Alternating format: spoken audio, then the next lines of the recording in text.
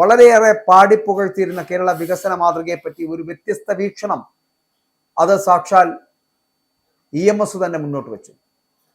അത് അന്ന് ആ പത്രസമ്മേളനത്തിലായിരുന്നു. അല്പം വിമർശനപരമായിട്ടാണ് അദ്ദേഹം അത് പറഞ്ഞത്. കേരള മാതൃക എന്ന ഒരു വിലയിരുത്തൽ, വിദ്യാഭ്യാസം, ആയുരാരോഗ്യം എന്നിങ്ങനെയുള്ള മാനവ വികസന സൂചികകൾ അത് പ്രകാരം കേരളം വളരെ മുന്നിലാണ് എങ്കിലും വ്യാവസായികമായിട്ട് നോക്കിയാൽ കാർഷിക രംഗങ്ങളിൽ ഏറെ പിന്നാക്കം നിൽക്കുന്നു എന്ന രസിക്കാത്ത വികസന സത്യത്തിലേക്ക് അന്ന് അദ്ദേഹം വിരൽ ചൂണ്ടി. കേരള വികസനാനുഭവത്തിന്റെ ഒരു വസ്തുനിഷ്ഠമായിട്ടുള്ള വിലയിരുത്തലിനും കൊട്ടിഘോഷിക്കപ്പെട്ടിരുന്ന കേരള മാതൃകയുടെ ഒരു പുനർവായനയ്ക്കും അതൊരു വേദിയായി മാറി എന്നുള്ളതാണ്. അതായിരുന്നു പ്രഥമ പഠന കോൺഗ്രസ് എന്ന് പറയുന്നത്. കേരളത്തിനൊരു ബദൽ വികസന മാതൃക ഉരുത്തിരിയേണ്ട സമയം സമാഗതമായിരുന്നു.